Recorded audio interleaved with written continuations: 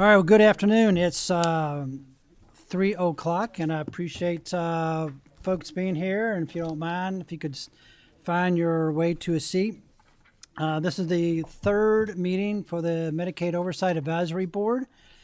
And we have a pretty hefty agenda. We're going to go through as much as we can today. If we do not get it, we do meet in the next 2 weeks. We might want to roll some discussion, be limited, hopefully, until the 9th. I think that's the next time we meet, but we'll try to get everything in here. So if you're presenting, make sure you're succinct and going through this in a succinct manner so we can ask questions and go from there. Please silence your cell phones. And with that, DJ, will you mind calling roll? Senator Berg, Senator Carroll, Senator Meredith, Senator Richardson, Representative Heverin, Representative Marzian, Representative Mosier, Representative Williams, Vicki Yates-Glisson, Holly Harris, Joe Petrie, Steve Shannon, Senator Douglas, Senator McDaniel, Representative Bowling, Representative Petrie, Here. William Baker, Allison Ball, John Hicks, Lisa Lee, Sheila Schuster, Stephen Stack, Tom Stevens, Senator Rocky Adams, and Chair Fleming. Present. Thank you, DJ. First of all, I'd like to see if I can entertain a motion for the approval of July 30th minutes. So may I thank Senator Byrd and seconded by Senator Douglas. All in favor, say aye. Aye. All opposed, like sign. Very good. That is in the record book. So we have quite a few different things we want to cover. One is the state-based marketplace versus or comparing it to the federal, looking at the Kynectors and the Navigators. We're also going to look at presumptive eligibility. I know we had somebody scheduled, but somebody could not make it, and so we do have a person who's going to step in to provide us information about that. Then we'll look at eligibility, enrollment, and redetermination. And the last, we will look at the Rural Health Transformation Program in terms of an update of the application process. With that, Commissioner Lee and Assistant Director Very, if you don't mind coming up to the podium. Just to let people know, there's two platforms that basically go through and handle the Medicaid as well as the commercial side. And some time ago, there was a decision made to a state-based type of marketplace, and I've asked the commissioner and the assistant director to give us sort of an idea, comparison in that regards. Commissioner, I know we got a tight schedule. I know you have a long list of things. We'd like to try to keep things within 15 minutes if you can. That includes some questions. So if you think there's a slide we can go through because we've talked about it before, I would appreciate that. You're the floor. You have the floor. Or you're not the floor. You have the floor. Make sure you're... Yeah, I'm Lisa Lee. I'm the Commissioner for the Department for Medicaid Services. And I'm David Very, Assistant Director for Health Plan Oversight that oversees the exchange. And just very quickly for you all, and just I think very interesting information, both David and I were around when the state-based exchange was created, so we have quite a bit of historical knowledge that we can pass along. So basically, I'm not going to go over this slide. This was just the request that we received to present on the state-based exchange and the federally facilitated marketplace. The timeline, as you can see from this, in 2013 to 2016, the state operated a state-based exchange. Now, we call our state-based exchange Connect. It just is a platform that we use.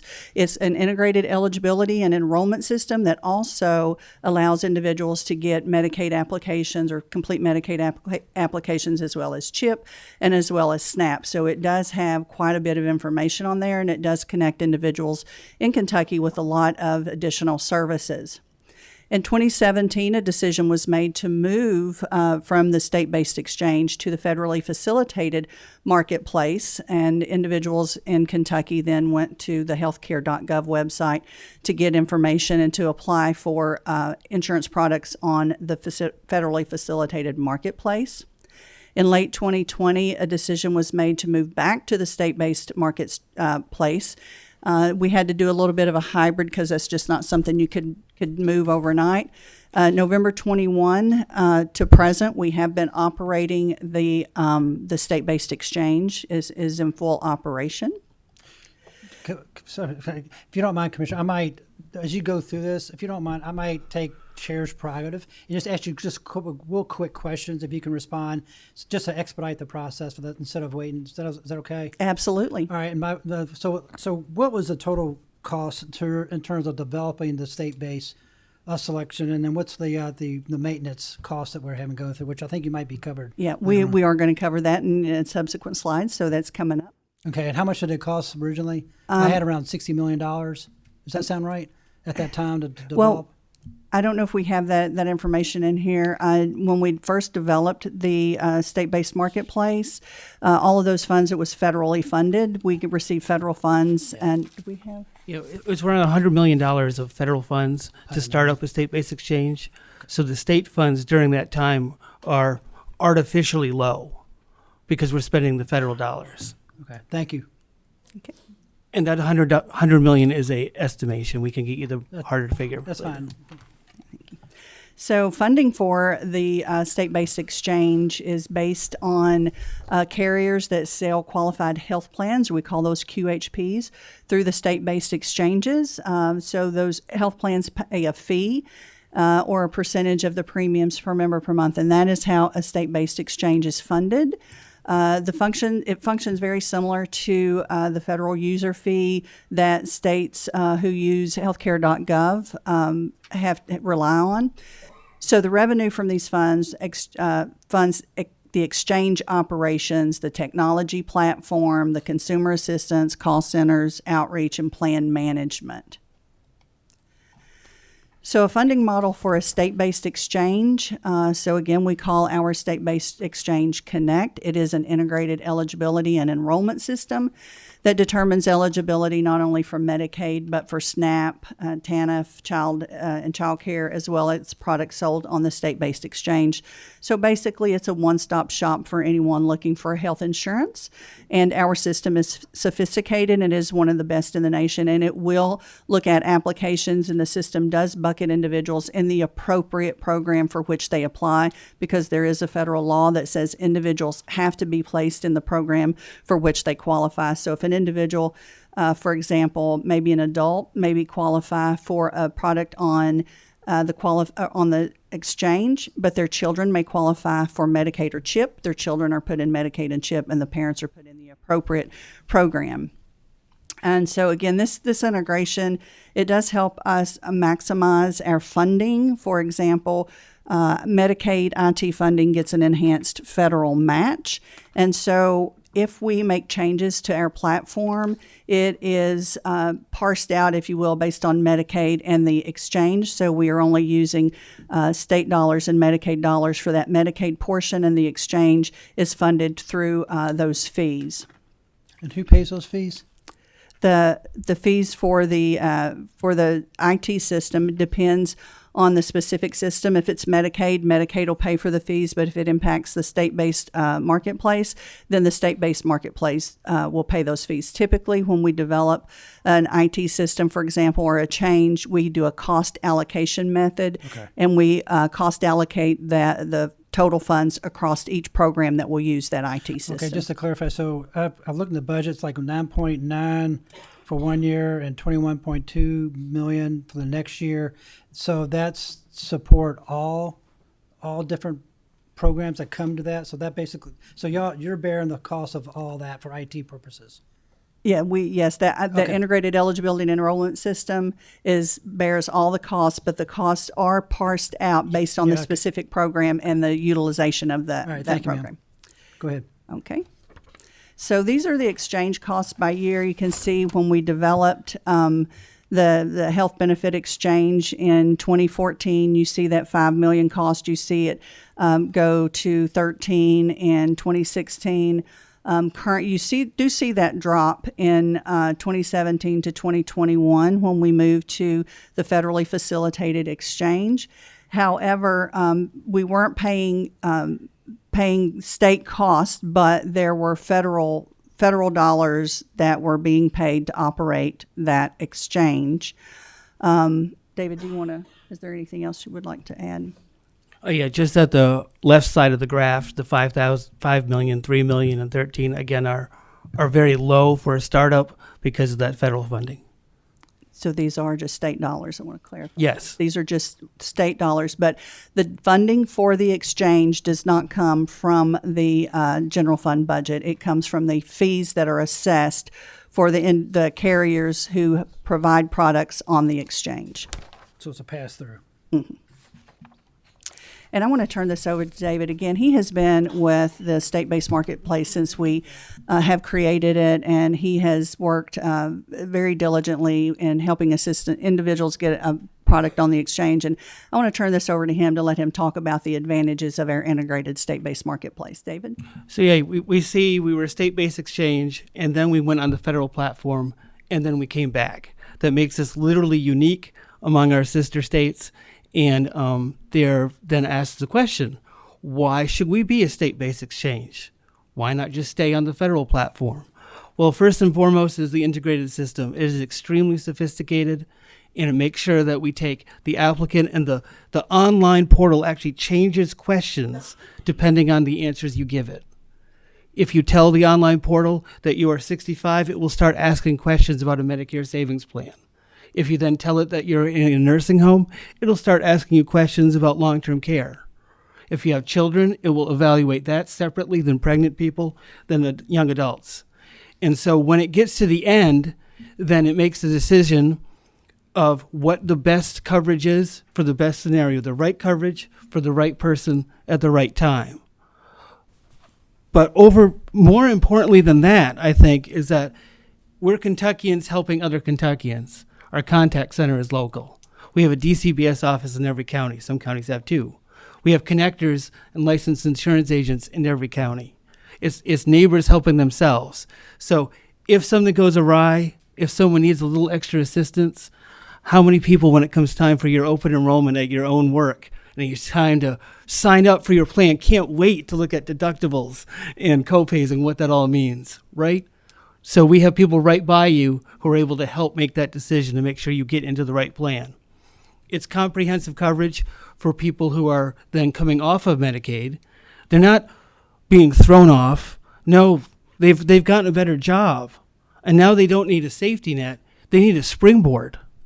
They need some kind of affordable insurance to bridge the gap from one job to another, or they're in the gig economy, or they're 60 years old and not quite there to Medicare, but they need some insurance just to tide them over.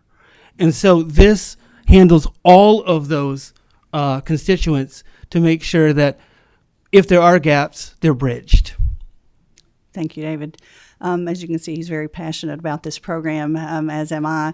The one thing, when we operated on the federally facilitated exchange, you heard me say that if a family applies for products through Connect, parents may be placed into a qualified health plan, children may be in CHIP or Medicaid. When we operated on the federally facilitated marketplace, those families had to fill out another application. They had to go somewhere else. They couldn't just move from one program to the other if their circumstance changed. So that's one thing that we think is really good. We can actually track these individuals if they move from Medicaid onto the exchange, and we're there to help them bridge that gap if they need different coverage. Here again, you asked for enrollments, and we have this from 2014. The left side is Medicaid enrollment. We call that the MA enrollments, Medicaid assistance enrollment. And you can see the curve. You can see in 2020, 21, that jump, that really high number was during the public health emergency associated with COVID. That was during a time where we could not just disenroll individuals. We could disenroll them if they moved out of the state, if they passed away, or if they requested to be disenrolled. But other than that, we could not disenroll them because we were receiving an extra 6.2% enhanced funding from the federal government, and that was a rule that we had to abide by. Commissioner, can I yes. sorry, so where does Presumptive presumptive factor come into your chart on the left? The presumptive eligibility would come in the group Increase? there right starting after the July 2020 was started going up. And we've always had presumptive eligibility. We've had presumptive eligibility for pregnant women for quite some time.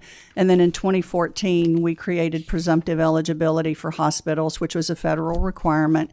And presumptive eligibility is just temporary Medicaid eligibility for those individuals who have, maybe they don't have insurance, but they are at the hospital, for example, because only hospitals can grant presumptive eligibility. Providers, OBGYNs, for example, and primary care providers can grant presumptive eligibility to pregnant women, but that's the only two groups that we have.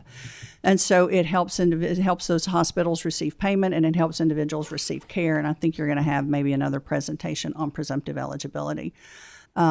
And then you can see with the QHP enrollment, when we were on healthcare.gov, the dip in enrollment of individuals. And that dip is not during the public health emergency until 2020. But you can see when we moved to the federally facilitated exchange, it's a little bit more complex, and individuals did have a little bit of trouble navigating that system. That's why the enrollment is not as high as it was when we were at the height of our state-based exchange prior to that.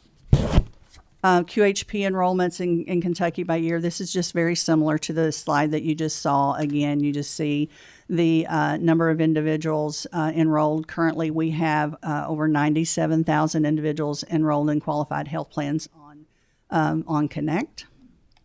The rest of these slides we will not need to go through slide by slide because this is the information that you had requested about enrollments by month. The only, I think one of the important ones to look at is here in January 2017 when we moved to the federally facilitated exchange. It did impact the small business health option because it's not available on the federal marketplace. And then as we move forward and we moved back to the state-based markets change, the small businesses now enroll through Anthem directly and not through the Connect exchange. But the rest of the presentation, just the numbers of enrollment that you had requested. And so now I think we're good on time. And We are good. Thank you any very questions? much. Thank you for Yes. being succinct. Is there any questions? Senator Byrd, go ahead. Just quickly, because I can't hear. Pregnant women and who else now get presumptive eligibility? Just anybody who is in a hospital, who goes to a hospital and may need services. So hospitals, So hospitals got, they are qualified entities to grant presumptive eligibility. okay, and pregnant women, but nobody else. Well, no, but anybody that's in a hospital would include children. It would include Excellent. yes. Okay. Representative Mosier. Thank you. Thanks for this quick overview. It's a great refresher. And so on the presumptive eligibility, the redetermination or the determination of eligibility still happens within 30 days following the presumptive eligibility? So individuals can only, for example, pregnant women can only have one presumptive eligibility per pregnancy, and other individuals can only have one presumptive eligibility I think per year. I'd have to double check, but it's per year. So presumptive eligibility, again, is temporary, and it starts on the date of the determination. So, for example, today, if an individual was determined presumptively eligible today, their eligibility would end on the last day of the month following the month. There's no redetermination for it.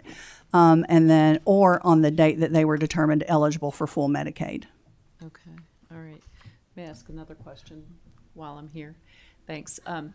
On the integrated state-based system, when individuals find new employment or better jobs and they were using that, kind of bridging the gap, is there a benefit calculator that's used, or can you explain Yes, how we really determine that? For the qualified health plan side of the house, there's no state subsidies at all. It comes through a federal tax credit, an advanced federal tax credit that goes directly to the issuer to pay the premium. So it's on a very similar sliding scale to Medicaid, where if you make more or you have a larger family, you qualify for more. And current day, it goes all the way from $0 that you may owe each month, but behind the scenes, the federal government is paying premiums directly to private health insurance companies. At the end of the year, you reconcile that with your taxes, and if a mistake has been made, if you said your income was lower than maybe it is, then you're invited by the IRS to pay that back. Okay, yeah, and we'll get to the error Yeah. rate later, right? Well, that's not an error rate. So I thought that was part of the way that error rates are determined, no? No. Whether or not the reporting is accurate or not? This is based on private individuals attesting to their income Yep. for the entire year, not even knowing what the year is. And then at the end of the year, they pay their taxes like the rest of us. And, oh, wait, you made this instead of that. It Okay. works in reverse. Yeah, If yeah. you make less, you get more money back. Right, okay. Make All right. sense? Yes, Thanks. thank you. Thank you, Co-Chair Adams. Thank you, Mr. Chair. Okay, so help me understand this. So does Kentucky ask different questions on their state exchange than the federal government asks? Yes, very, very different. Very different. We ask questions for both Medicaid and for state-based coverage or qualified health plan. Okay. And a good way to see that first division is that Medicaid almost always is based on your monthly income. This is so if you lose your job, you can still qualify for Medicaid, et cetera. A tax credit, because it's a tax credit, is based on your annual income. Anyone who ever has had a baby at the end of the year know that's great. You get to claim them for the whole year and vice versa. So you have to ask questions specific to that kind of income question so you know which what level of assistance people are qualified for. And on So healthcare.gov, there are no questions whatsoever about long-term care, Medicare savings plans, or anything like that. Okay, so when we went to the federal system several years ago and we abandoned the state system, did we run into significant problems when we did that? As far as person's eligibility, Yeah. to be frank, ma'am, when we came back from healthcare.gov, there were nearly 9,000 Kentuckians who were Medicaid eligible and didn't know it. And they're paying copays and they're paying deductibles because healthcare.gov doesn't care, doesn't know. To me, that's a crime. Okay, and then my last question is it your testimony that there is not even $1 of general funds that goes to execute this state-based exchange? You said it was all pass-through dollars. So you testified that there were no general fund dollars. Is that accurate? For operating the state-based exchange. It is part of our integrated eligibility and enrollment system, but the state-based exchange, based on federal rules, has to be self-sufficient with the fees that they collect from the carriers. Okay, I know that it says that, but are you telling us that we don't use any general fund dollars for that? And to my knowledge, we don't use any general fund dollars for operating the state-based exchange. Okay, thank you. I just want to follow up on that, Commissioner. That is the tax or the fees. Who? How does it? Tell me how that works. Do y'all set the fees? Do we set the fees? How does that work? I'm not totally sure how that works, but we could. I can get our CFO to give you all of the details on how those assessments work and how they're collected and distributed to fund the state-based exchange. I appreciate that. That'd be very important. I'm sure the chair of A&R would be interested in how that works and so forth. So, but I appreciate letting me know. The fees Really that quick- Kentucky assesses are lower than what it would be on the federal platform. I'm sorry. The fees that are assessed from Kentucky are lower than what they were at healthcare.gov. Okay. And Assistant Director, I appreciate your comment in terms of coming from the feds to the state about Yep. 9,000 and so forth. But there could be a significant number of individuals that are on the Medicaid that should not be on there. And that's something we need to be quite concerned and thoughtful about that in order to go through that process. And I'll give you an example, is that I personally witnessed somebody going through a Medicaid application and they plugged in $44,000, not a month, but a year, and they were qualified for Medicaid. That caused me a very jaw-dropping situation of what I just saw. In addition to that, I also understand that this individual basically has a bunch of gets 990s. They don't report that. They report only like $20,000 or $30,000, and they qualify. But yet their whole family's on Medicaid. I can go on and on about situations, and I know part of the thought in terms of going from a fed to a state is more control, more flexibility for y'all can dictate. I get that. But also, on the other side of the coin, you also have the federal market that's more strict and has a whole lot more databases and data resources in order to look at the eligibility to verify things.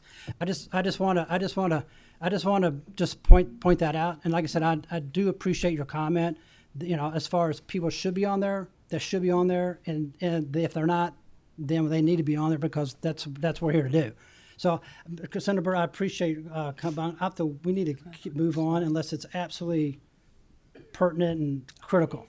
All right, very brief. We're Thank you, tight Mr. on Chairman. time. My understanding when we left the state-based exchange under prior administration, that was a $1,500 or a $15,000, I get my decimals confused, cost per person on the exchange for us to move back to the federal that we ate when we did that. Is that correct?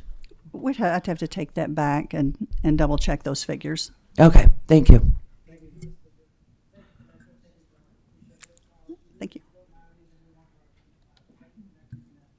Thank you.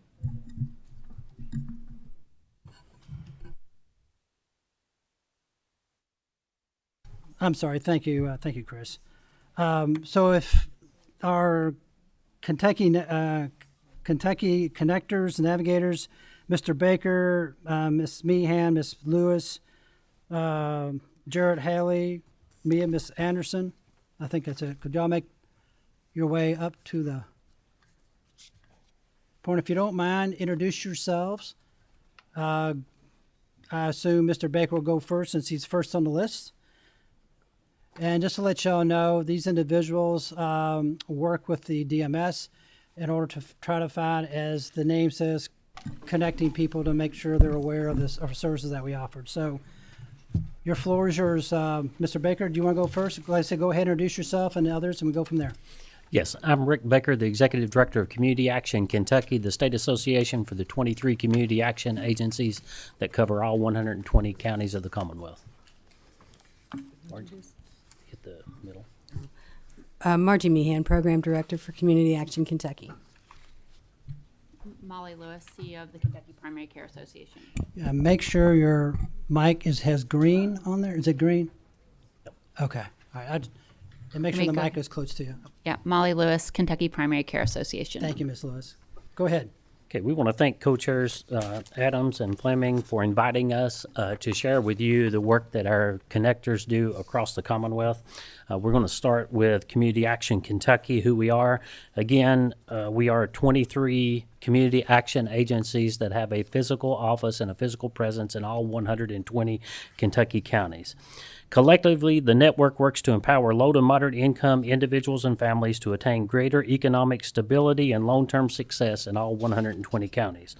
We have outreach offices in every county, local decision-making to meet individual community needs through a mix of public entity and private 501c3 organization. CAK is governed by a board comprising all of the executive directors of the 23 agencies, and all of our local agencies are actually mandated by the Community Services Block Grant Law to have a tripartite board of directors. 1/3 of our board is local elected officials. 1/3 is low-income representatives of the counties and communities that we serve, and the remaining 1/3 are private sector representatives. That could be anything from local ministerial associations to other community groups that we partner with. We're serving as a lifeline to hundreds of thousands of Kentuckians each year. Community action agencies provide critical programs and services that are addressing the unique needs of their communities. With CAK and the Connect, we connect Kentuckians to health care. CAK subcontracts with 12 of the community action agencies to serve 6 of the 8 Medicaid regions. We serve regions 1, 2, 4, 5, 6, and 7, which comprise 84 of the 120 counties. We have 80 connectors currently on our roster, ensuring access and support, and our goal is to have at least 1 connector per county, and sometimes with larger counties with larger populations, we have 2 or more. Enrollment activities. Guiding Kentuckians through healthcare coverage. CAK Kynectors assist with Medicaid applications, answer coverage questions, and help individuals navigate benefits. Kynectors do not determine eligibility. We can support individuals with applications for intake and recertifications, assist with manual identifications, and case management. Intake assisting applicants with initial application, new Kentucky residents, residents who have experienced a change in circumstances, who may have not been eligible for Medicaid in the past, i.e. job loss or change in household size. K-CHIP recertifications, assisting applicants in renewing Medicaid. Manual identifications for individuals whose identification cannot be remotely verified, not showing credit history on Experian or so forth. We can actually help with those manual identifications. Case management, ensuring applicants report changes to circumstances, income loss or gain, changes in household demographics, and if they move, so that they can stay current in their eligibility. Expanding awareness through community engagement. CAK Kynectors are required to hold at least 2 successful outreach events each month. That's the requirement. They do many more than that. They do community events, canvassing. They work in schools, recovery centers, community partners. They perform a wide range of outreach activities. Per the contract, again, they're required to hold at least 2 successful events a month, and that the contract actually requires 1, and we actually require at least 2. This slide kind of shows some of the different activities and outreach activities and events that we participate in. If anybody went to the Kentucky State Fair recently, we have Kynectors that are there as well. By the numbers, we were asked to provide some overall numbers. Medicaid applications, we average 658 per month. Typically, for the past year, 7,900. Number of individuals enrolled in Medicaid, 589 monthly for an annual 8279. And Medicaid recertifications, the average 51.75 per month, 621 annually. Outreach events, the monthly average again is 292 for over 3,500 annually, and canvassing 1,800 average per month for over 21,000. Beyond healthcare, we ensure that Kentuckians have access to resources. Kynectors can assist with SNAP and CCAP applications, ensuring families receive the support they need. And also, community action agencies operate lots of other programs, everything from Head Start to senior citizens to public transportation.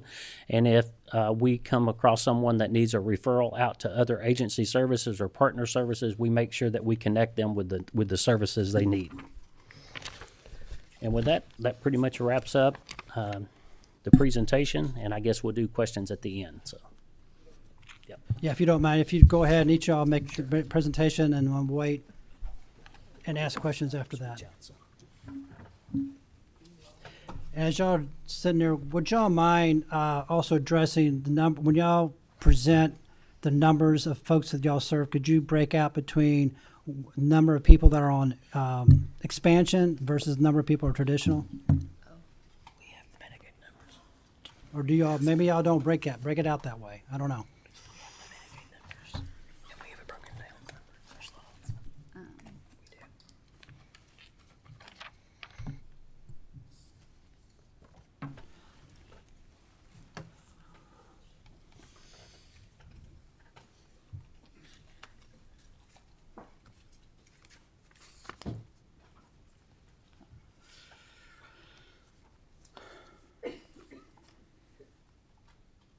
Okay. Hi, I'm Molly Lewis with the Kentucky Primary Care Association. KPCA is has been around for almost 50 years as a 501c3. We support federally qualified health centers and rural health clinics, and are recognized by HRSA's Bureau of Primary Health Care as a cooperative, through a cooperative agreement in order to support our members in achieving access points to quality primary health care services in underserved areas.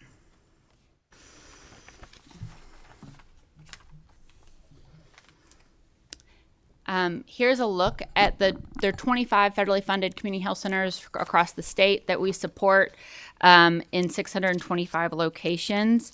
And I think that the point is that community outreach or patient outreach is really foundational to the community health center model, in that health centers have sliding fee scales. They are required to participate in Medicare and Medicaid. They're not allowed to turn patients away. If patients have a deductible that they can't afford or do not have insurance, then there's a sliding fee scale that's available. But the sliding fee scale is so big. And so if a patient would be eligible for coverage elsewhere, it's important to help that patient identify and get those resources. 45% of the patients that are served by the community health centers in Kentucky are Medicaid recipients.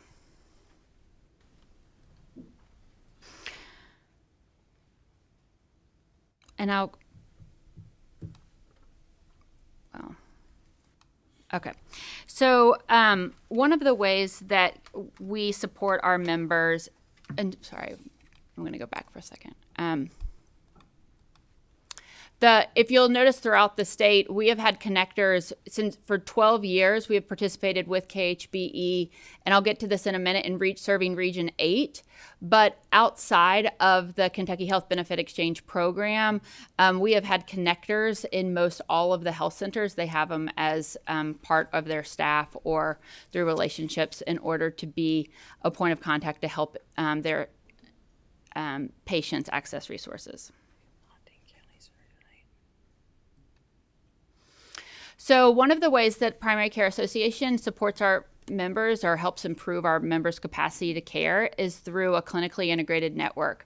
The network's been around for about 15 years. We currently contract with all 5 MCOs, also MA plans, commercial plans, and you can see the number of covered lives there and the percentage that are Medicaid. We used to have more covered lives, closer to 500,000 covered lives, but all in all, I would say that probably if a quarter of the Kentucky population is covered by Medicaid, a quarter of the Medicaid population is covered by KIC. KIC has demonstrated that it's been able to create shared savings in these relationships. We've also been able to, through a clinically integrated approach with data aggregation, population health, been able to improve the patients, the percent of patients that have had well child visits, annual well visits, diabetes, glucose rates have improved, hypertension's improved, and more immunizations have been able to happen. You all know this. Access to healthcare means having the timely use of personal health services to achieve the best health outcomes. And the reason why I say that is just because it's a real point of overlap in which our members are healthcare providers, and then it's also important that their patients are able to access the healthcare that they deliver. So when we talk about what is access, there's a lot of health literacy that comes into knowing what the resources are in a community and how to access them. But ultimately, when you are, that's how the best health outcomes can be reached.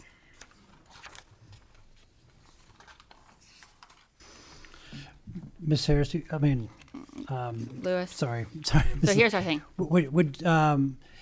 we need to be conscious of time. Yes. And I know you have several other Happy slides to. to go. So We'll- I appreciate we'll just get- to hit the most Sure. important points. I So appreciate with the process, our plan has been able to has expanded over time, and it has a unique approach. What I mentioned in Region 8, in Eastern Kentucky, in 19 counties, and then we've been recently placed in the community and technical colleges on their 16 main campuses as part of the student life programs. And then the 8 universities have been added, as well as the 13 DCBS offices. So they are employees of KPCA who are hosted in those sites and able to provide connector services.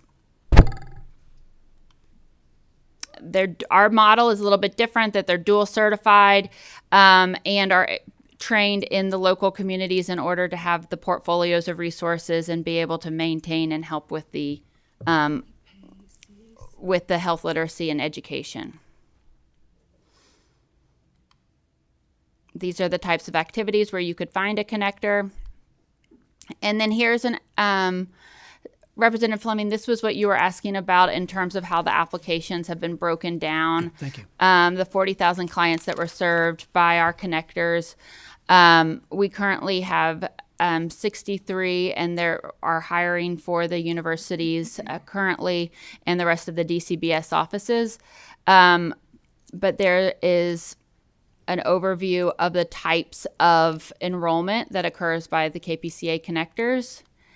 And then here is an overview of the applications. So the difference between an application and an enrollment is that the applications could contain everybody in a family, whereas an enrollment are the individuals that are enrolled. For purposes of context, I thought it would be helpful if I just shared a little bit about why we think that it's really important for us to have trained our connectors in health literacy and having real conversations with the individuals in front of them, is because the process in of itself does not necessarily include very much about what you're signing up for. Like, what is a healthcare benefit? What is a covered service? How do you access services? Where do you access them? Where are places that are open? How do I know what a covered benefit is?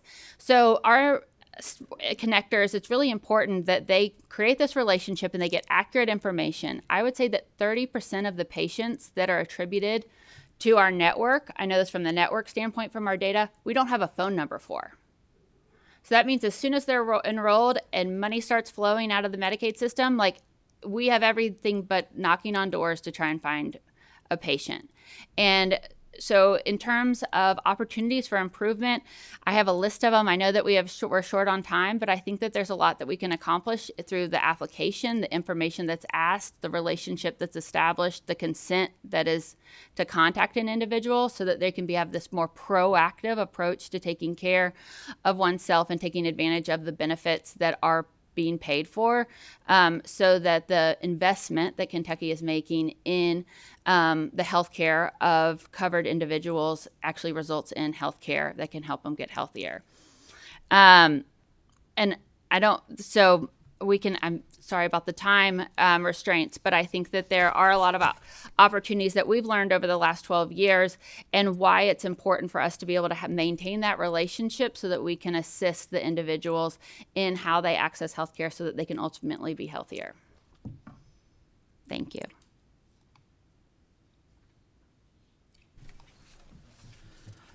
Thank you, Ms. Lewis. I apologize. I mispronounced your name earlier. I said Harris, so I do apologize. I knew that. That's okay. Thanks. Kipta?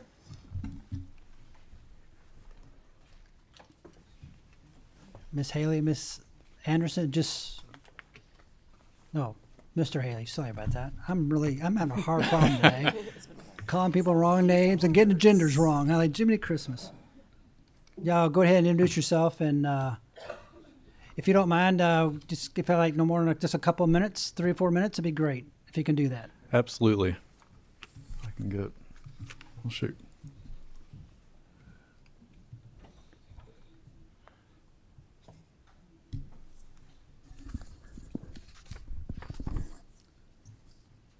I think it's fine. I got it. Good afternoon. Thank you for the invitation to be here this afternoon. My name is Jarrett Haley. I am the Executive Director of the Kentuckiana Regional Planning and Development Agency, or KIPTA. I'm joined today by Mia Anderson. Mia is our Connect Program Manager and has worked in our Connect program since its inception. KIPTA is one of 15 area development districts across the Commonwealth. We are governed by a board of directors that is comprised mostly of locally elected officials. KIPTA entered into the Kynector contract in 2013 in preparation for open enrollment beginning that year on October 1st through the new Kentucky Health Benefit Exchange. KIPTA has continued to provide this service without disruption since. KIPTA Kynectors have a 16-county service region that includes Breckenridge, Bullitt, Carroll, Grayson, Hardin, Henry, Jefferson, LaRue, Marion, Meade, Nelson, Oldham, Shelby, Spencer, Trimble, and Washington counties. This accounts for the KIPTA and Lincoln Trail regions along with Carroll County. KIPTA currently employs 15 full-time Kynectors to administer this contract. Our organization is unique in that all staff members, including Connect supervisors and managers, are trained and certified Kynectors. In addition to their administrative and oversight responsibilities, these staff members actively assist clients and participate in outreach and enrollment events across our service area. This integrated approach ensures consistent, high-quality support for Kentucky residents seeking coverage and benefits through Connect. KIPTA provides direct assistance to individuals and families in Kentucky seeking to apply for Medicaid, qualified health plans, and other payment assistance programs and services available through the state's Connect portal. As trained and impartial professionals, our Kynectors guide clients through the eligibility and enrollment process, ensuring they understand their coverage options and any payment advance premium tax credits for which they may qualify. KIPTA Kynectors conduct approximately 100 outreach and enrollment events monthly across the 16-county region, with a strategic focus on reaching children, vulnerable, and uninsured populations. These events span both public and private settings and are designed to increase awareness, provide education, and facilitate access to health care. Our organization engages in a wide range of outreach activities aimed at increasing Medicaid and qualified health plan enrollment, with a focus on children, underserved, uninsured, and vulnerable populations.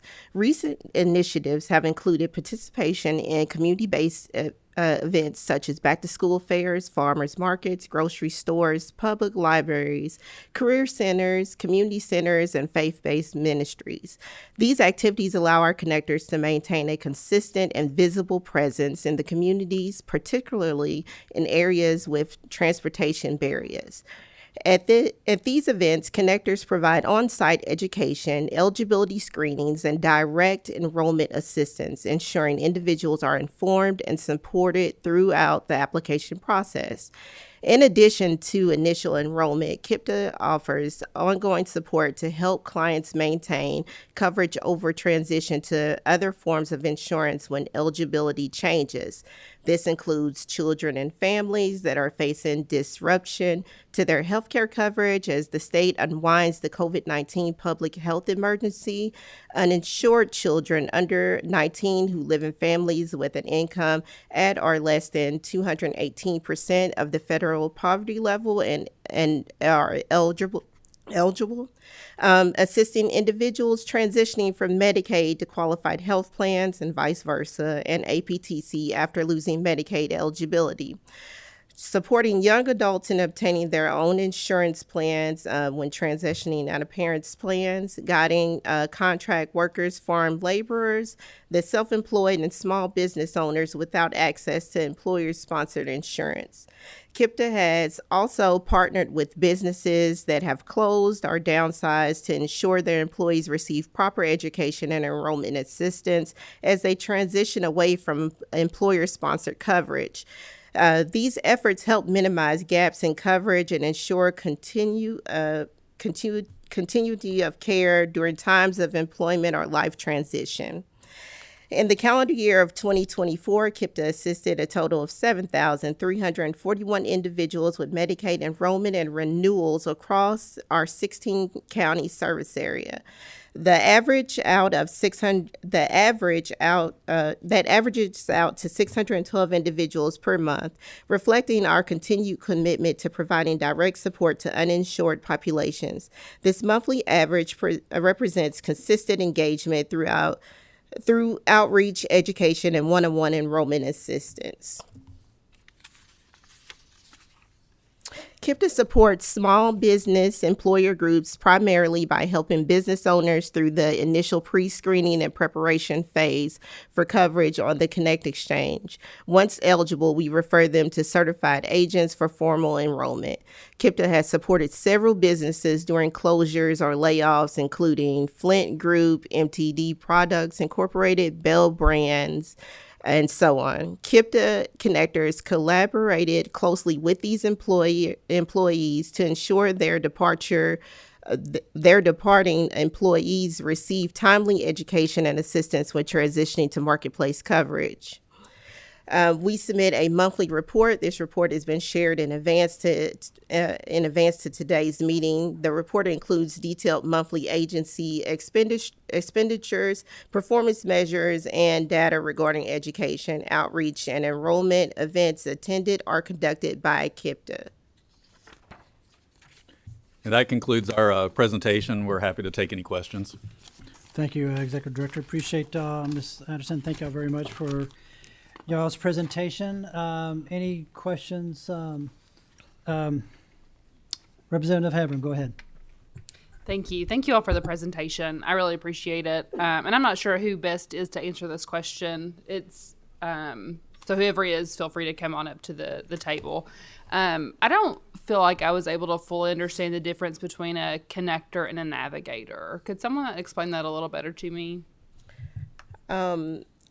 I would say that the connector, of course, encompasses the Connect system because we're helping them through the Connect system, and we're helping them through Medicaid applications, qualified health plans, SNAP, and referring them to other resources. So I'm not sure, as you know, Connect is kind of a one-stop shop where you could apply for several programs. So I would say that would more encompass what a connector is versus a navigator is more of the term that's used nationally, I would say.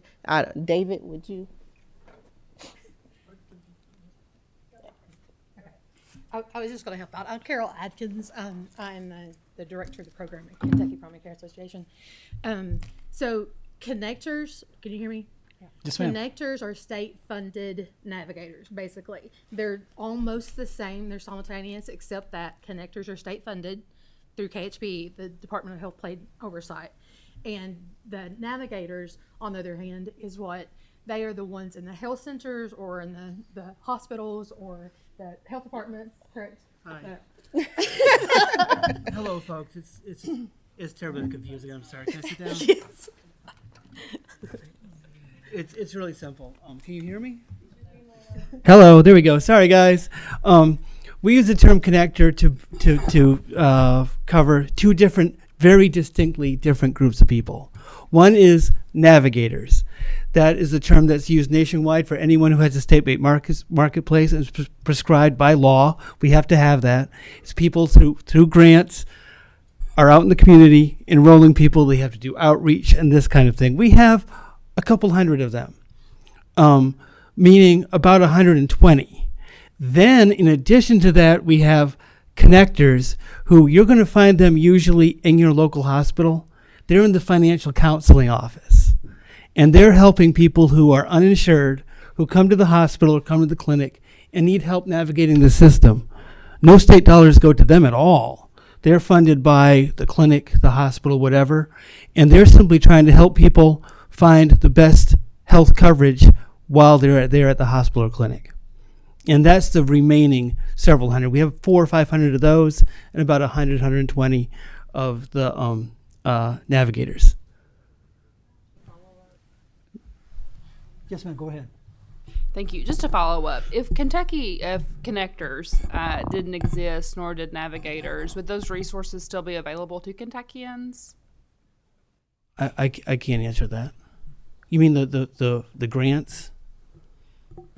So say we take out connectors and navigators. So the things that they share about all the programs they share about. Would those programs still be available if you took connectors and navigators out of the picture? Would the programs, Medicaid would still exist, and the qualified health plans would still exist. People would be left fending for themselves. Thank you. I think what Representative Heber might be getting to, Assistant Director, is that there's quite a few nonprofit organizations that are in this Commonwealth that provide similar services and connectivity and help people navigate the system in order to do that. I think that's what she might be getting to in terms of what other resources are out there that are providing similar services. I think that's what she was trying to get to. Can I say, I would say that the resources themselves exist, but the help that the connectors provide would not be there. I think that we encounter people daily that say, I didn't know that you guys existed, that this was something that we had. Or even going back to your example of someone that was eligible for Medicaid with the $44,000. Even in those type of situations, if a connector is there and able to do that application one-on-one with that person, if we saw something like that happening, we're able to escalate that and have an instance like that reviewed. So the help that connectors provide on both sides for the families that we assist in navigating the system, as far as, and also troubleshooting issues that may happen on the state level, would not exist on that same level. Representative Bowling?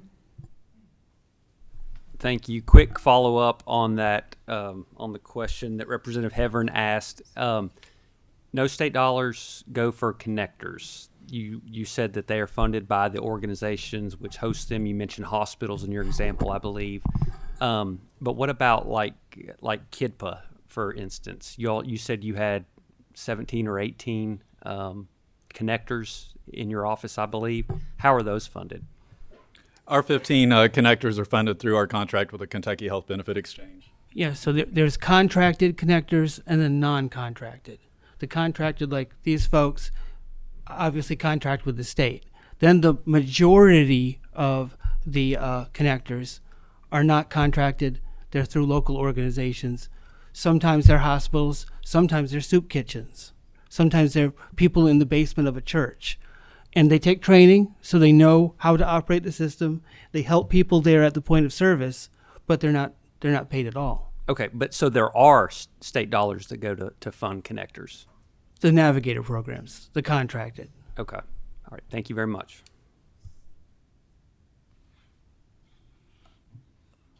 Representative Williams, you have the floor.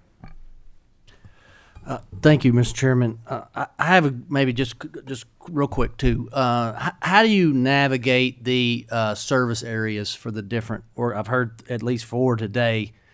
How do you deconflict on who's overlapping or who's doing what? Is there a map, or how does that work? Yes, there is a map to ensure that we have the ideal would be one connector in every county who lives there. Okay. Sometimes that doesn't happen. There's the next county over, but the idea is to get local on the ground support for each county. Okay. 120 connectors, 120 counties. Perfect. Thank you. And it's another part. The question I had is that how are we measuring success on the people that you're contracted with? Are they paid per contact, per linking to a service? How does that work usually? They're paid a salary or an hourly wage. They're not paid by commission or something like that. Yeah. We do have a metrics report that they have to keep track of that tracks every interaction they've had, whether it's an outreach event, whether it's an enrollment event, what the results of that enrollment is. And we actually have a brand new tool that I could have someone send on over to you where it tracks it in real time. So they're at the event, they're talking to the person at the state fair, and they can enter it exactly. And I talked to this client, obviously not their name, Right. but it resulted in a Medicaid enrollment. There Okay. you go. Just so we can keep track of who's doing what. Okay, thank you. Can I also say that there's checks and balances in place. Our contract specifically outline that if we don't meet those successes, that we will be docked. So. And success is defined by we made a contact or we were. outreach events and applications. Okay. Ms. Gleason, where are you? She's over there. Thank you. Thank you. I want to make sure I understand that. So, Ketva, for instance, you've had a contract to be a connector or a navigator since 2013. Isn't that correct? Yes, ma'am. And that has not been interrupted, whether the state was on a full state-based plan or platform or whether you were on the federal platform. You've had it consistently that whole time. Isn't that correct? Yes, ma'am. Okay. So that kind of, the testimony we heard about the sort of person-to-person or neighbor-to-neighbor kind of connection, that has remained in place in this state, whether it was in 2013 or whether it was 2016 or 17 or today. Isn't that correct? I've personally been a connector since 2013. Yeah, and unfortunately, we didn't have any testimony about the difference between a state-based plan, a federal platform, or the hybrid, which is also something that I think we need to look at, which is whether there are a number of states that have chosen to implement use the federal platform, which means that you don't have to maintain staff, you don't have to maintain the IT system, you don't have to have that cost and staffing and so forth and maintenance, that they use the federal platform, but that you can use these, you can choose sort of a plug and play and do a hybrid where you can keep all of these things at the state level, and the state can control that if it wants to. So you have both a state-based platform, federal-based platform, or a hybrid where you can move all that IT system up to the federal government. And the concern that we were hearing about, oh, you can't ask the questions you want to ask or whatever, the state can do that through a hybrid program if you wanted to go that route. And those would be my questions. So Okay, with due respect, if you are a state-based marketplace operating on the federal platform, then you have to go to healthcare.gov. But that's just for the IT platform. If you go to healthcare.gov, that means you can only apply for qualified health plans. You cannot apply for Medicaid there at all. Georgia would be a good example, where then if you're Medicaid eligible, you have to then go to the Medicaid office. If you have CHIP, that means the parents are on this platform and the children are on that platform, getting bombarded with different requests for information from different sources. So unfortunately, it's not quite as simple as that. If you are a state-based marketplace using the federally facilitated marketplace as your platform, you have to use healthcare.gov, which is a completely separate environment from any state Medicaid program. Well, my understanding is you can still you can have the certified navigators and connectors and so forth. So that is correct. Yeah. The connectors could and help you can people. have that same kind of personal intervention. Absolutely, and they could help people navigate both of those if systems. you didn't use the hybrid system. And whether if with the hypothetical family, it would be, so the parents, we're going to have to use this system and fill out this application. Then for the children, we have to fill out a completely different application, but we'll help you with that too. So they can be there as that personal touch, which is important, but their personal touch will be helping to navigate two separate systems. Okay, thank you. Director, I have a question for you. You might know this. Could you give me a total value of contracting with the navigators? How much, do you know how much money we're spending for all the contracts? I understand there's 10, 15 different type of contractors we have. Do you know what the value is? For all three, I can't answer that right now. We can get that to you. Could the people who are participating today let me know how much their contract is, how much is worth, what's their contract value is? Our 2-year contract is for $2,369,263.33. We underspend that typily annually. We do not fulfill that full amount. So you don't spend that full amount. And No, what do you sir. do with the rest of the money? It is returned. We don't invoice for it. All right, thank you, Director. Ms. Lewis?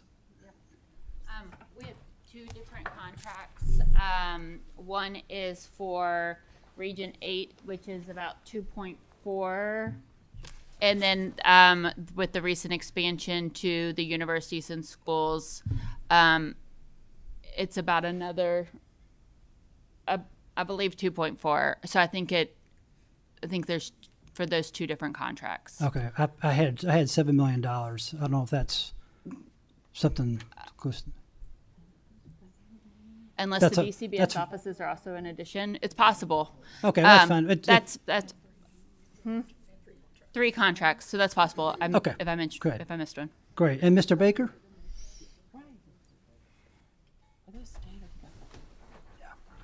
Our contract for the 6 regions we operate is 12 million, and typically we spend about 60% of that money, and we do not invoice for the rest. We only invoice for the money, for the dollars that we spend. All right. Are all these? Is this a combination of federal money and state money, or all state, or what's a percentage if there is a percentage breakout? Ours would be all with the through the Connect program. I can't hear. Right. Okay. Could you repeat, Mr. Baker? Would you repeat what she said? Yeah, she said that she would get that information and get Okay. it to you, that she didn't want to give you an incorrect amount. So. I appreciate that. Okay. Any other further questions? Yes, ma'am. Go ahead. Thank you. Thank you for your presentation. I just want to clarify something. So these connectors are out in our communities. Are any of these connectors within our 4 walls at the clinics and hospitals that we operate? Because I'm told at ARH we don't have any connectors in our large clinic presence across eastern Kentucky. And as you know, we are very dependent on Medicaid. So maybe my information is not right, but I think that would be the appropriate place for these people to be. I can answer based on the state Medicaid report that I looked at, that where the connectors are. There's a list of public information, and our connectors are in the 4 walls, or they're on the university campuses. For example, with KCTCS, they're part of student life, like embedded in helping to support students. So it's not in the walls of a healthcare center, but what they're able to do is essentially help the students stay in school, because if they qualify for a Pell Grant, and then they also would be eligible for Medicaid and also child care assistance or SNAP food benefits, then those are public benefits that aren't competing with the paying of the tuition in order to have a job so that they cannot be on Medicaid anymore.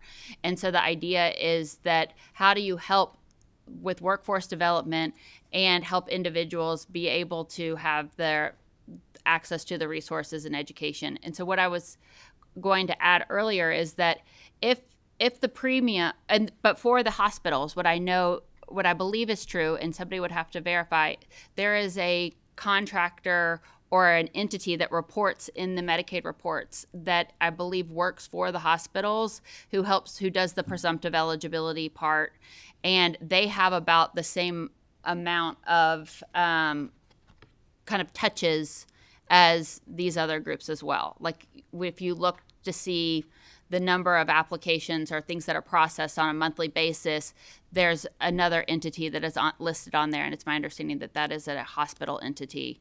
And I'm not sure if it comes through the hospital association or what, but that is a resource serving it. Molly, Yeah. we have in our health centers and 5 groups in our health centers, but not in the hospitals, in our health centers.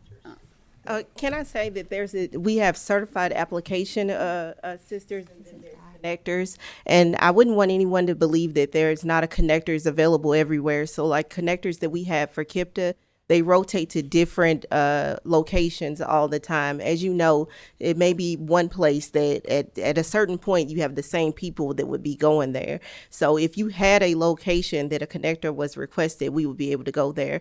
But the hospitals may just have a CAC, which is a certified application, somebody assisting them with the applications. This shows, Ms. Harris, I'd be happy to show this to you later, but this shows that there were 4 case numbers in the last month at ARH. Okay. 700 tonight, Molly told me we do have them in health centers. Look, if you don't mind, if we can, no, you're making a very good point and have a good question. If you don't mind, could you follow with her, or actually just follow up with Chris and our staff, and then we'll disseminate out that's okay with you. Okay, great. Thank you. Yeah, go ahead, Doctor. So thank you, Representative, Mr. Chair. So one of the things as I listen to this discussion that I would like to try to highlight and emphasize is we believe that people should only get access to the services to which for which they're eligible, but we also then believe Kentuckians rely on us to help them navigate an overly complicated system so they actually get access to the things that they are eligible to receive. Any of us who have commercial health insurance, which is probably all of us on this side of the cameras, have experienced the extreme frustration and difficulty of navigating enrollment, benefits, paying your deductibles, navigating what's covered, what's not. The individuals that we are often here to serve are people who have limited literacy, limited education, limited financial resources, for whom those difficulties are often entirely insurmountable. I think in this case, if you think about the Kynectors, the majority of which we pay nothing for, they either volunteer their time or others provide them at their expense, that these individuals are like the equivalent of community health workers for navigating the healthcare financial system to enroll in benefits.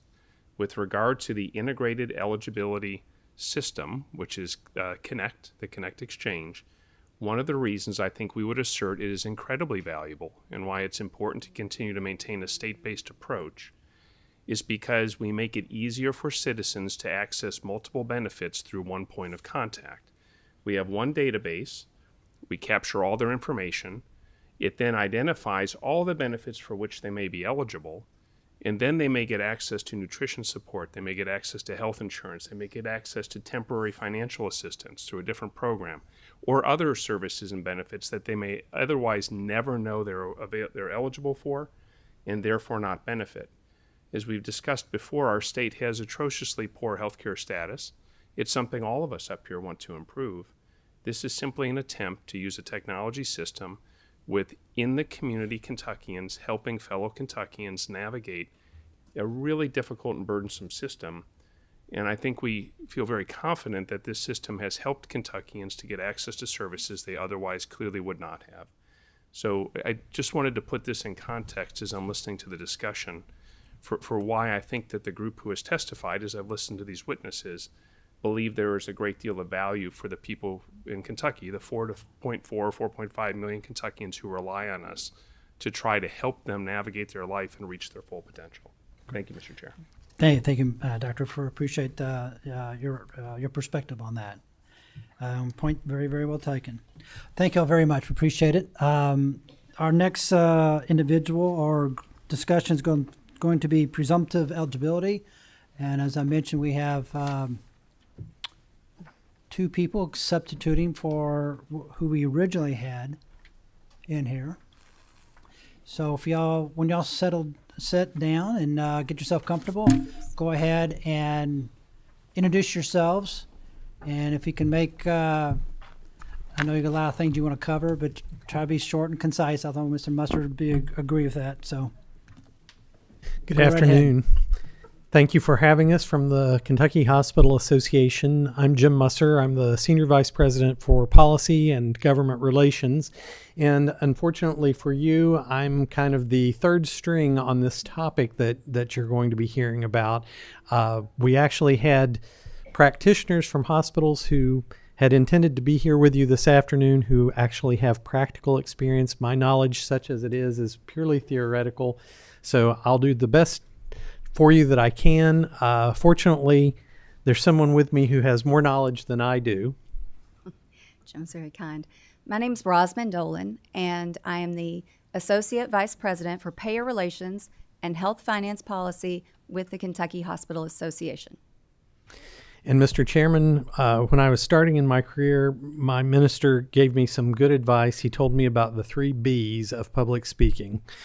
Be truthful, be brief, and be gone, and we will do that.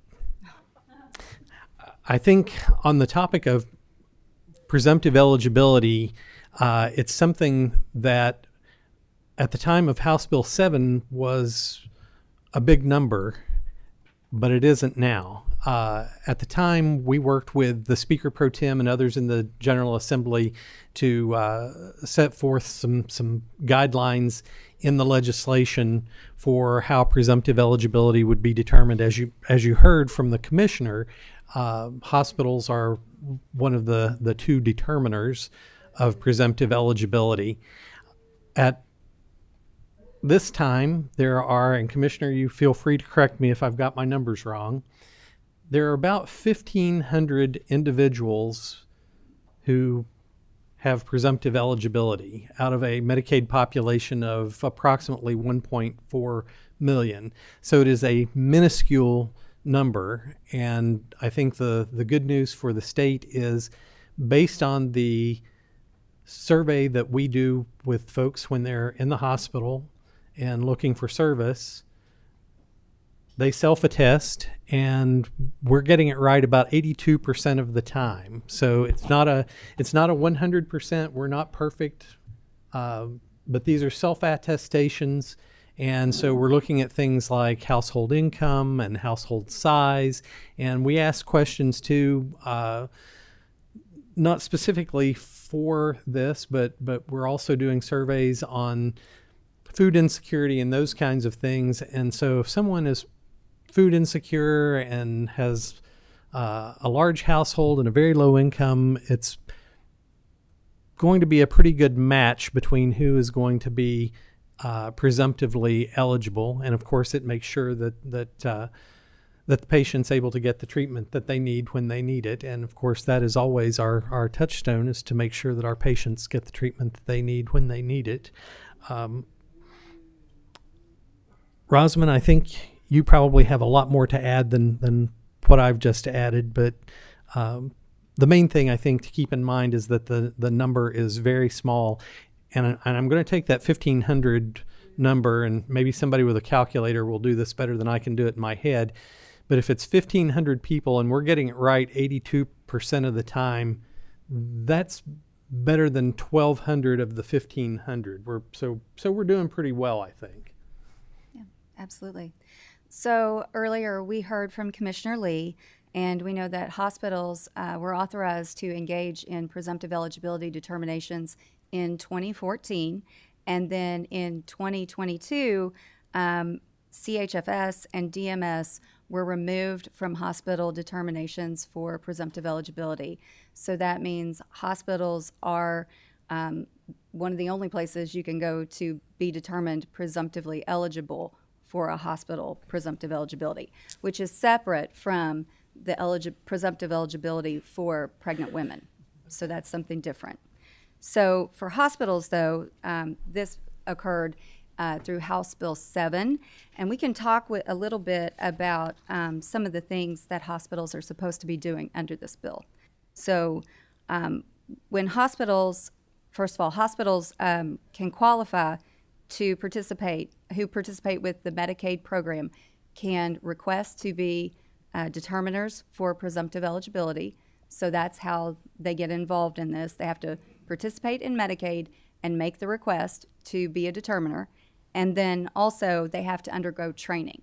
So that's very important, that the cabinet comes in, provides training so that folks that are providing the determinations, collecting the information from the individuals, know how to access the system and how to work through the process. So when a hospital acts as a qualified entity and grants presumptive eligibility, they must notify DMS within 5 days using the department prescribed form.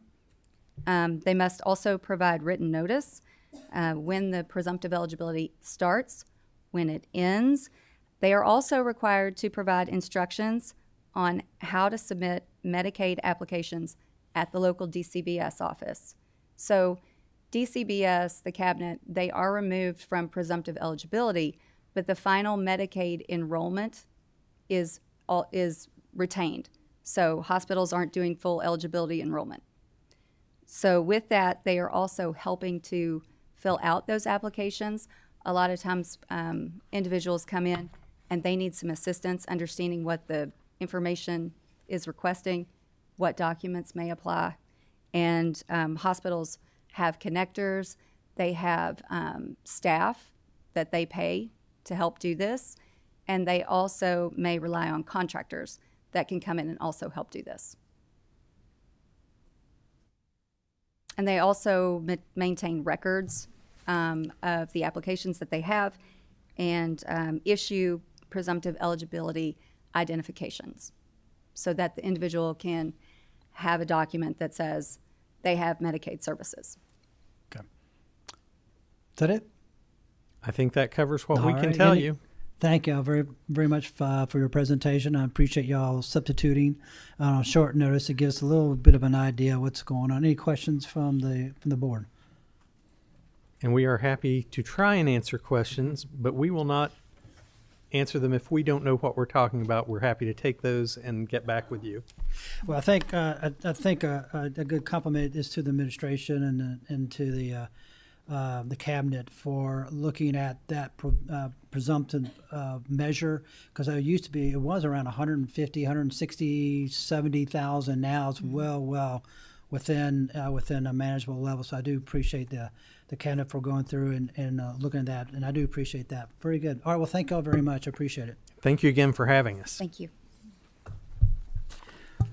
Okay, we're going to shift now to the eligibility, enrollment, and and we'll have Commissioner Lee back to the table, and then Deputy Commissioner Veronica Judy Cecil.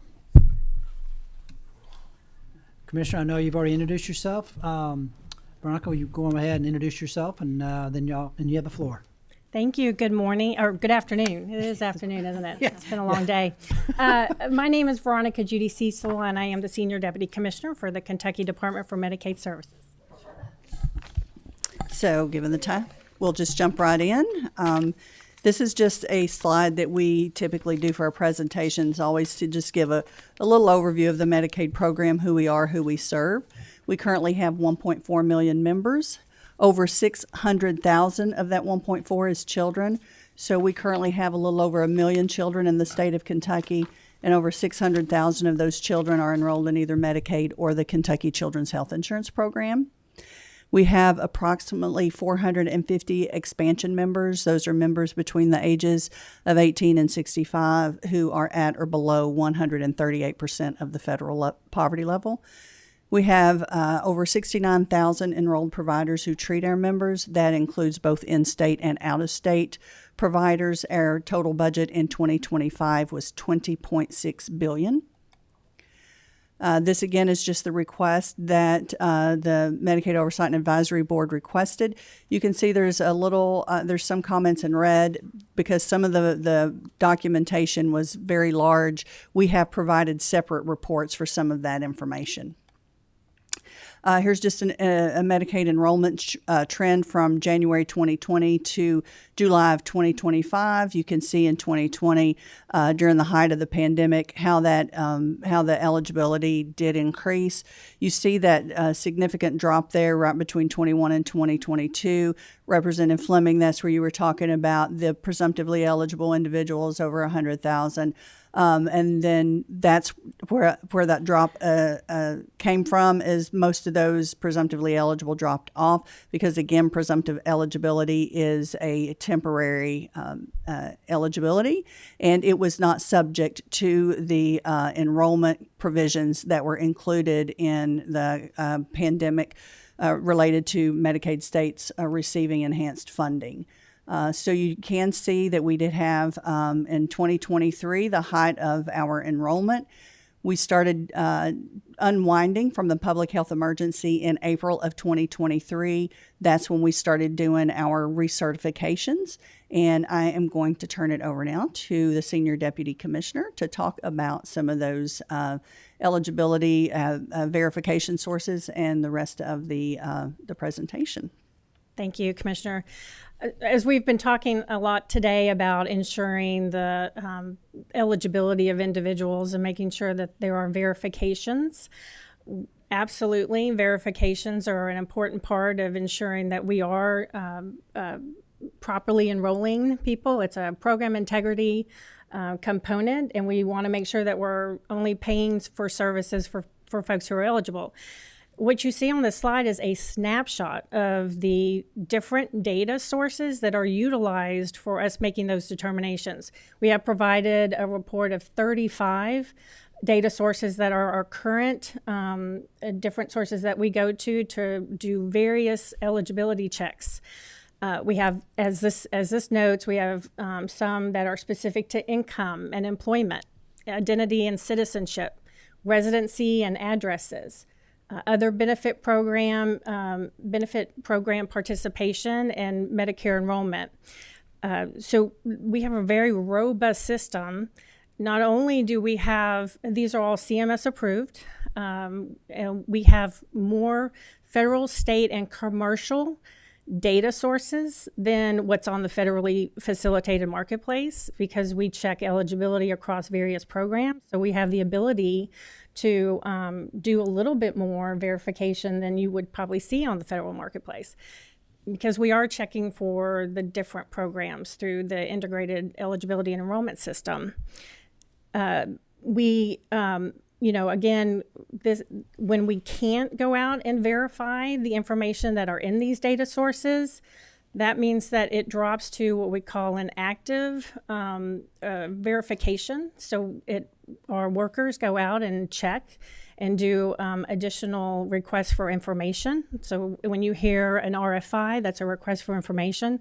We issue those requests for information so that we can verify what we're receiving or seeing throughout these data sources, or if there's a conflict between data sources. As you can see, we have multiple income data sources we use, so if there's a conflict, we have to then drop to an active enrollment or redetermination so that we can verify the information. Next slide, please. That's a quick question. Do you use all the information that's on that slide? Yes, every single one of these are active in our IES system. Okay, and is there, when it goes through, does it go through in a systematic approach to check out one, then go to the next one, then go to the next one? So you go through a very methodical process to verify what's being said on the application? It honestly depends on what the resource is. So keep in mind, for example, if we go out and check the Internal Revenue Service, which is a reliable data source that CMS has said states can leverage for that determination, if that information comes back and it determines the person eligible, we may not have to drop down to some other data source. However, if there is a gap or what the person reported on their application or their redetermination, if what they've reported is different than what's on that database, we will drop that down and start to check other resources. So there is a priority in terms of CMS has said you can rely on this, but if that doesn't match, then you can drop down and check these others.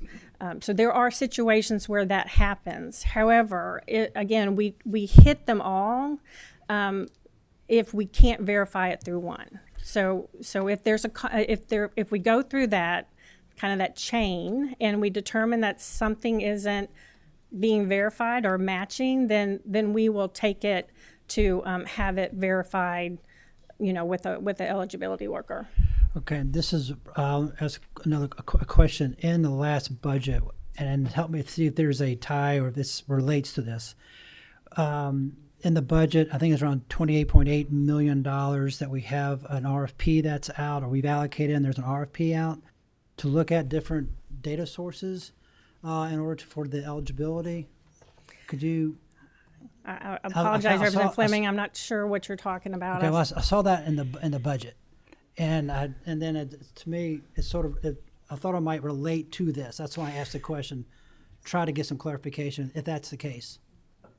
In our current budget Yes, ma'am. appropriation, we do have something for our MMIS or our Medicaid Management Information System, which is not our eligibility system. That's our claims payment system. I do not believe, that we do not have any requests for proposals out on the street for eligibility system. Okay, and that's why I asked. I want to get a clarification, see what I was reading was what I'm reading. So, okay, well, thank you very much. Go ahead. Sorry to interrupt you. Absolutely. As the commissioner mentioned, so this is a snapshot of our redeterminations from January of 2020 through July of 2025. Again, we did our best to try to fit it onto one slide so you can kind of see the up and down. In this slide, what you're seeing, the blue is all redeterminations.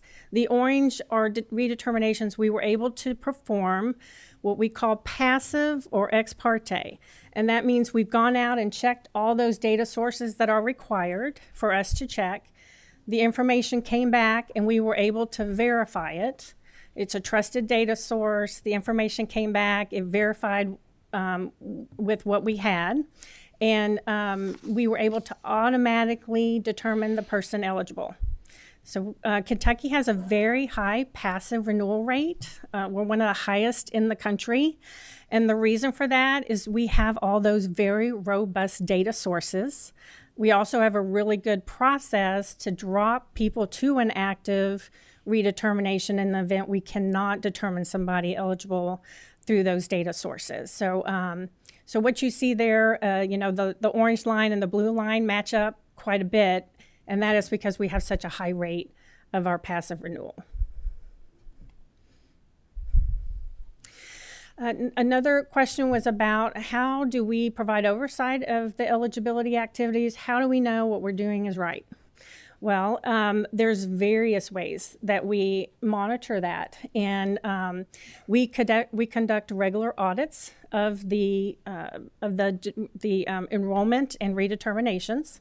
We have a quality control program, and that is involved with our Department of Community-Based Services. So they go in and they have supervisors that go and check the eligibility workers' processing of the enrollment or redetermination to make sure it was accurate. So that's done on a regular basis. If it's not done accurate, that person's trained. Sometimes that identifies additional training we might have to give to the entire workforce, and that happens sometimes, especially if we've rolled out new requirements. As you can understand, or I'm sure realize, that the federal government is constantly changing what we have to do, and we get updated guidance from the Centers for Medicare and Medicaid Services frequently. So we have to make sure we're in compliance with that. So we do lots of audits. We have a hotline to the Office of Inspector General. So if somebody suspects that they've enrolled in Medicaid and it's fraud, that can be reported through our hotline, and then we investigate those cases. We work with the Attorney General Medicaid Fraud and Control Unit on any cases of member fraud.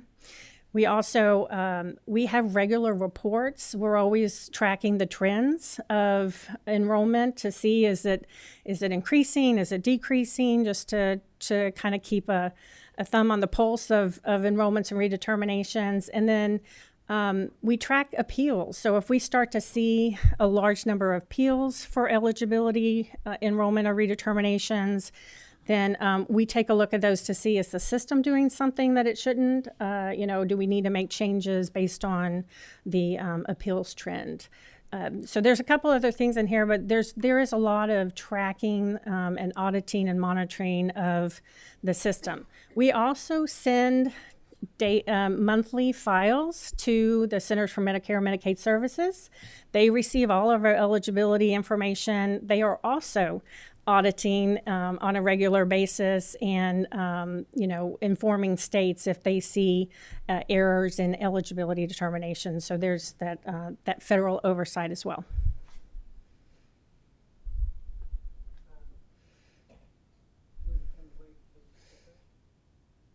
Can you wait till we're finished? Okay, thanks. I'll come to you first. Go ahead. And speaking of eligibility, beginning January 1st of 2027, as outlined in House Resolution 1, Medicaid eligibility for certain expansion members will be based on whether or not they meet certain community engagement activities, such as participation in work, other qualifying activities, such as going to school, things like that. Some of the populations that are explicitly exempt include pregnant women, disabled individuals, and others. And as required by House Bill 695, the department did submit an 1115 waiver related to community engagement activities. That application is with CMS, so we are in the unique position of having submitted an application prior to the rule being finalized. We do know that the application that we submitted does not comply with the requirements in House Resolution 1, so we are waiting on further guidance from CMS as to how we move forward with our 1115 waiver. We know we will have to either withdraw that waiver or amend it while working with CMS. And also the community engagement, HHS I'm sorry, Senator Douglas, I know you don't like the acronym. So Department of Health and Human Services, HHS, is set to give additional information related to more specifics around community engagement activities. So until we get those, it's going to be very difficult for us to plan for. And based on our initial 1115 application that we submitted to CMS, the Centers for Medicare and Medicaid Services, we anticipate that approximately 70,000 of those Medicaid expansion members will be subject to community engagement requirements. We have to start doing redeterminations every 6 months. Would you like to take this one? Oh, sure. So currently we do every 12 months for anyone subject to a redetermination. The House Resolution 1 is requiring us to move to every 6 months for just the expansion population. It begins, it says effective December 31st, 2026, but it essentially means for renewals starting in January of 2027. Those folks will be subject to every 6 months that will have to perform that redetermination. We are, assessing the impact for that, and that means more eligibility worker time. Having to perform all those additional redeterminations. But we're kind of trying to assess what that impact's going to be to us. And we have been asked to predict future enrollment projections, but based on House Resolution 1 right now and us waiting on additional information, it's definitely very difficult to assess, as you can imagine, because it will depend on specific information related to community engagement activities. And so we believe that a more precise prediction will be able to be developed upon receipt of additional guidance. And we were asked to talk about State Plan Amendment 25-002. This is a presumptive eligibility state plan amendment. It was just updating some of our training materials that was sent to CMS related to presumptive eligibility. We did not change eligibility requirements or anything. It's, again, just updating some information that was submitted to CMS so that they have all of our updated training materials. It will not, again, impact any eligibility that is currently in play. With that, we'll be happy to take any questions. All right. Senator Berg, just hold on a second. Let me ask a question. Just give me a second. Two things. One, on your slide 8, you had 70,000 expansion members that might be subject because of the work community gauge. And if I look at the cost of that, it's around $971. It equates to about $68 million. If you do a quick calculation of that could be realized in the budget. That could be state and federal money. Does that sound about right?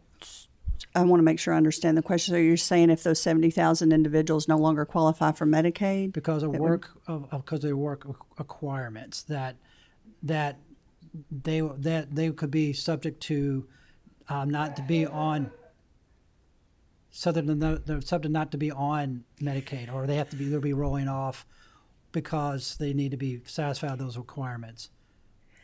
We note that 70,000 would be subject to community engagements if they requirements. If they comply, they would not be terminated from Medicaid. Right. I think we would just need some additional information and get some more experience to be able to calculate that. Right, and they might find they are qualified out of that 70, and I understand that, but in a pessimistic way, it could be a total of like almost $70 million if they need to roll off. I'm just trying to get a general idea. I mean, and it might not be that much, and I realize that. The other question that I had is, I believe you have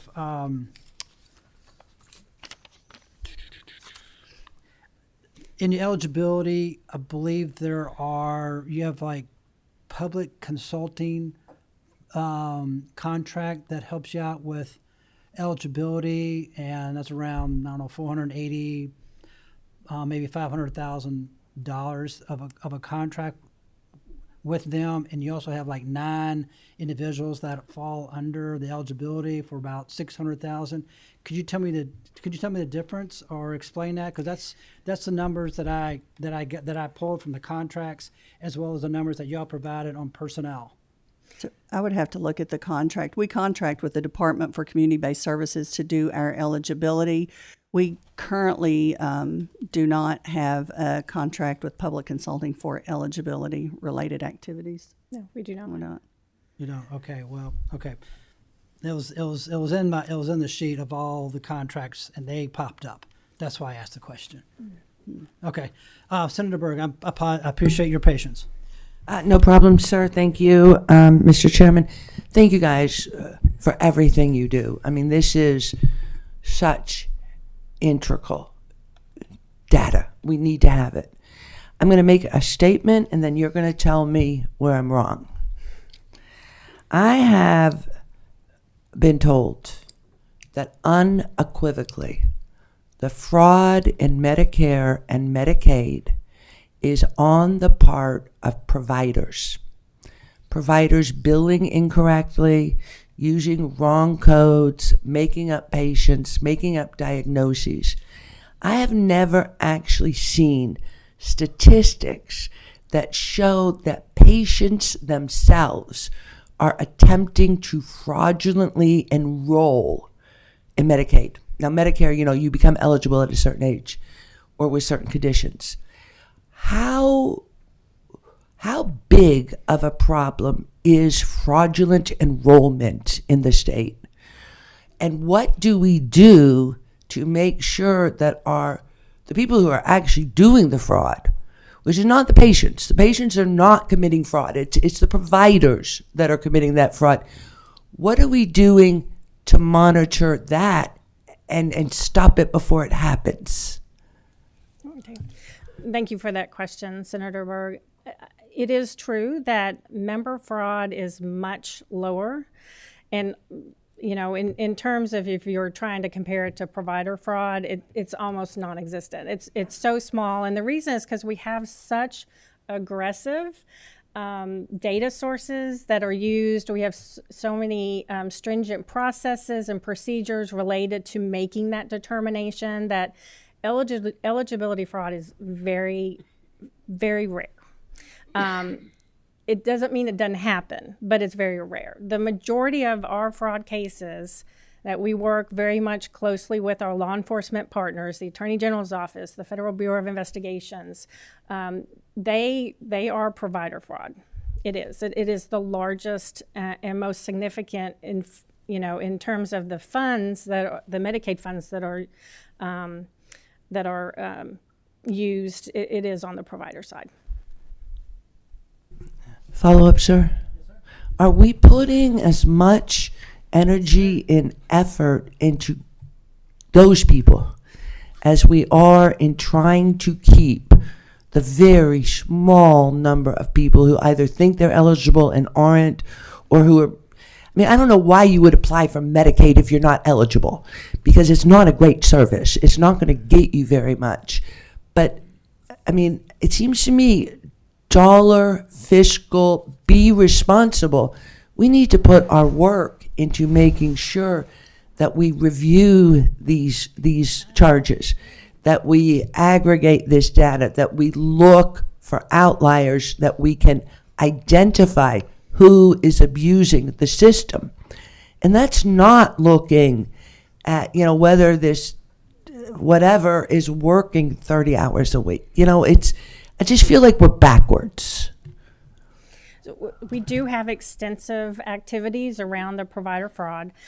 We have regular meetings between the Office of Inspector General at the Cabinet, the Medicaid, and the Attorney General's Office, so that we meet regularly, monthly with them to talk about what's being identified. We run reports. The Attorney General's Office also has access to the information, so we are all looking at the trends and identifying providers that because there are algorithms that are very well designed and that are, promoted by CMS even about, where the provider fraud is. So there's a lot of activities around it. I think the challenge, and we've testified about this before legislative committees before, the challenge is that the process for a fraud case is so lengthy because you get the information, you research it. We have to continue to, in some cases, pay the provider while the fraud case is progressing, because we can't suspend the payment to the provider without it going through a process called credible allegation of fraud. So all that has to happen, and it can be years. There are cases pending with, the Attorney General's office or with the FBI for years sometimes because they're building the case. And they don't want to, file the case or proceed with the case until they're certain the evidence is there, which can be challenging. That prevents us from doing any administrative recovery, and there are administrative recoveries all the time. We identify overpayments every day. The managed care organizations, fee-for-service, the department does fee-for-service. We identify those every day, and we do collect those, but those are kind of smaller in comparison to what we see as the really fraud cases. Thank you, Senator. Thank you. Last question, Senator Dr. Douglas. Thank you very much, Mr. Chairman. Madam Commissioner, the reason I don't like all the abbreviations is because I'm not as smart as most people around here, and I don't know what they mean. So it helps me get through this lovely thing that we're going through now. With that being said, when I take a look at the slide on the bottom page, on the bottom of page 4, House Resolution 1, 119th Congress, basically and this is one of the things I've noticed, and I kind of want some clarification, and you probably can help me in this space. It says parents of dependent children age 13 and under. My question is, are we talking about both parents, or are we talking about the primary caregiver? Because when I read parents, one of the things that concerns me is making someone who's not participating in the primary caregiving of a child eligible for an exemption. And I think that's where we definitely need a little bit more guidance from the Centers for Medicare and Medicaid Services on specifically, is that just one parent, is that two? And with age 13, is it, a child that's medically fragile? So we definitely need to wait on additional information from the Centers for Medicare and Medicaid Services. Okay, thank you very much. Thank you very much. Thank you, Mr. Chair. You're welcome, Senator. I think that concludes this portion. Thank you very much. I appreciate it. I do want to make one correction. Chris is much smaller than I am. The public consulting, that was a LRC contract. That's why you didn't know.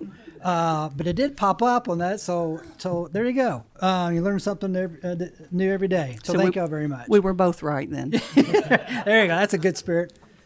See, Dr. Stack, the Secretary Stack and Commissioner, they're going to give us an update on the progress of the Rural Health Transformation Program. There is information that the Secretary and the Commissioner has provided us that gives you a background of what's going on, but the floor is yours. Thank you, Mr. Chair. So contained within the reconciliation bill, House Resolution 1, is a program for rural health transformation. The program would be a 5-year program that would have $50 billion, $10 billion per year for the entire nation. The program is designed in 2 parts. The first part is for all approved states. We'll take $5 billion and divide it by the number of approved states, and they'll get an equal dollar amount. The second bucket will be distributed among approved states, no less than 1/4 of them, which means probably 13, since 12.5 is not possible. 13 states or more will get the other $5 billion divided across them. Now, that methodology is yet to be determined. CMS has significant latitude to determine, but the overall concept is that it should be based on, I'm not sure if this is an actual word, rurality, or things having to do with ruralness, like how rural are your hospitals, rural are your population, their needs. The key thing I want to go back to the beginning, though, is these dollars will all be divided by across approved applications.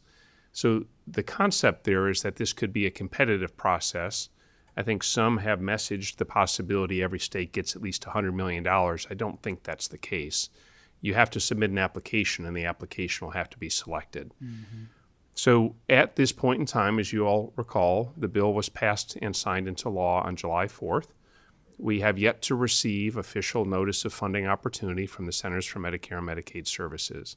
They have just in the past 2 weeks held a series of briefings, first with the governors and then with different subsets, secretaries of cabinets like myself, Medicaid directors, public health commissioners, to give their high-level overview.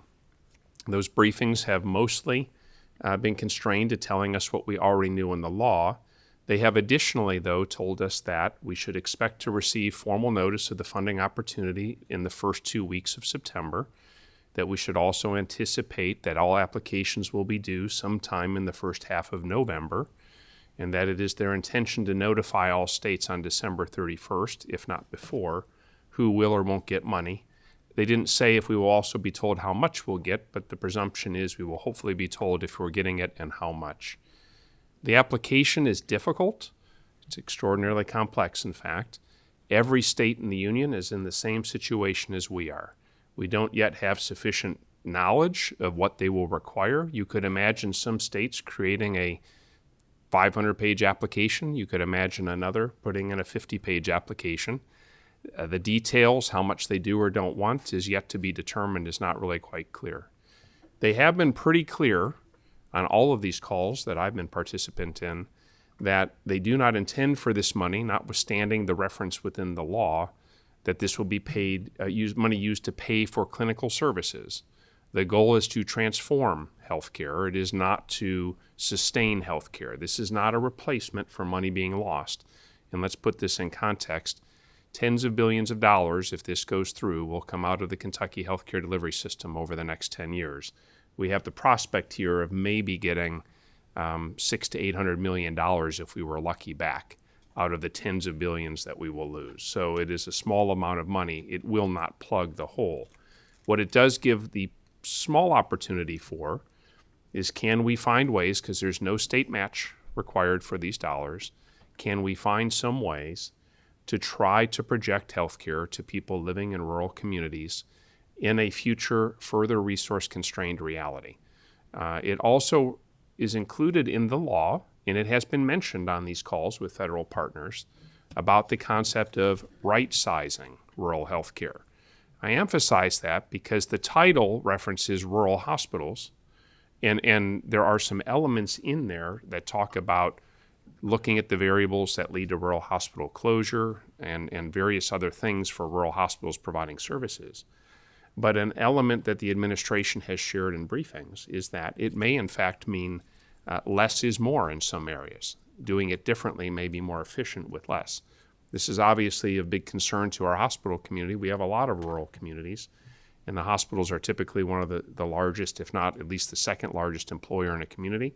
We already have severe maternal healthcare delivery deserts. If any of these hospitals were to cease maternal delivery services or they were to close, it would be longer drive times and more difficult access for patients. So it is our explicit intention to put in the very best, the most robust proposal we can. I think you had all seen or are aware of that we had solicited from healthcare stakeholders in the state their input by August 31st. There was a list of addressees on there. It was close to 50 nonprofits that we had asked for their input. We had specifically, though, and I have said to anyone who's asked, we will take input from anyone. That letter is public domain. There is an email address within it. We will take proposals from whoever submits them and do our very best to make use of those. And we'll be hopping to work real quick next week because those things will all be coming in over the holiday weekend. And then we're going to have to assimilate that, and we essentially have 2 months to write one heck of a term paper and hope that we can compete with all the other states and get some money for Kentucky. But we're going to do our very best. So I hope that provides you an overview for where we are now. It'll move fast, and please know, my approach is the same as I did it during COVID. I intend to be inclusive and try to have people offer input. We need to know what Kentucky providers can provide and what would really help them to succeed on behalf of the 4.5 million Kentuckians that rely on us for these services. the sheer scale of this project and the absolute rapidity that's going to be required is going to make it very, very difficult to do my customary style of engaging with people in dialogue and back and forth and things like that nature. We're going to have to work real hard to go real fast to get this in on time and have a good application. But we will do the very best we can and try to engage people as much as the process allows in these constraints. So thank you. Mr. Secretary and Ms. Commissioner, I know you got a heavy lift with this particular project, among other things that you do, and I do appreciate your efforts and being very, being transparent and going through this process. Hopefully, just two quick questions and hopefully quick answers. I noticed in your document that's in everybody's packet, you're going to look at a vendor to do a competitive bid to help you out.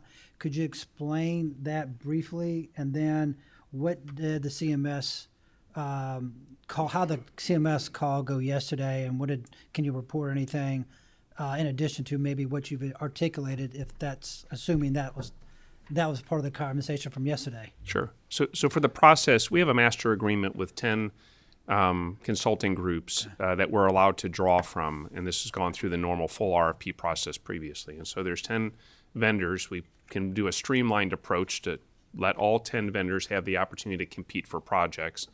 Of the 10 vendors that are on that master agreement, 8 submitted proposals. Those were reviewed and scored within a process very much like the normal RFP scoring process. And a vendor has been chosen, and I believe either has been or is being notified yesterday or today, so in this time frame. Our kickoff meeting will happen next week after we've had all of this information that we received for rural health transformation. That vendor, though, is going to support HR1 deployment overall. So one of the challenges is we have a talented and capable team on staff, but when we get big assignments like this, it's helpful to have project management to be able to have a ramp up of resources to help come up with timelines, pull materials together, help convene, and then bring outside expertise, quite frankly, people who may have different types of connections from across other states and other stakeholders. And so we will make use of a vendor to help support our in-house team to organize that work and move forward. Obviously, we're going to start on all of HR1 because we have to be concerned about the cost shifting of SNAP administrative costs to the state and the avoidance of additional shifting based on error rates. We have to look at all these community service requirements, both for Medicaid and for SNAP. So we'll work on the overall project, but the first and the most time sensitive is going to be to get this application done for rural health transformation.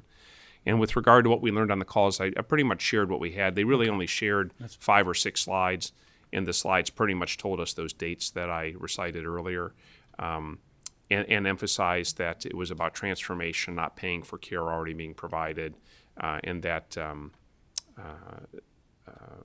again, the timelines, I think. So there was really not much additional. Okay, thank you, Mr. Secretary. Co-Chair Adams. Yeah, just a quick question. I know that you keep talking about this August 31st date, and I know that it's kind of a hard date for you all to get everything in, but I'm assuming that you are still going to be fluid in kind of ideas after that time. Am I correct? Yeah, okay. All the way up until we finally click send on this project to the administration, we're going to want to take good ideas and we'll want to work with people. And if we get really good ideas, I can certainly imagine reaching out to the people who submitted them and asking them to flesh them out further to help. This is one of those things, to the extent we can use crowdsourcing, where others who are able to give us concrete, granular modules, if you will, within a larger application would be helpful. One other thing, Mr. Chair and Madam Chair, I should share is one challenge they put on these slides, but very little clarification, is about proposing a budget. But it's hard to propose a budget when we don't have a dollar amount to budget against. So, I mean, these are examples where we really, really need the formal notice of funding opportunity to see if we have more concrete guidance and even to begin to kind of shape the project. Right. And I just think one of the most important things that we can do as we pull together this data for the Kentucky proposal is that we have people who actually care for these high Medicaid populations. And, no disrespect to government workers or state workers, but we have to engage those that actually do this work for Kentuckians as opposed to those that are within the cabinet. So I just want to impress upon you that let's engage all of those stakeholders as much as humanly possible. As an emergency physician who practiced in the Commonwealth of Kentucky for 20 years before I became a government official, I couldn't agree more. You said you have selected somebody, or you have not? We have, but the notification, I got to be careful that the vendor's notified before I share publicly, but Nope, it's not a secret. We'll be happy to share when it's. I respect that, and I guess you need to hold back on the amount of the contract as well. Is that you have to negotiate that, or did you?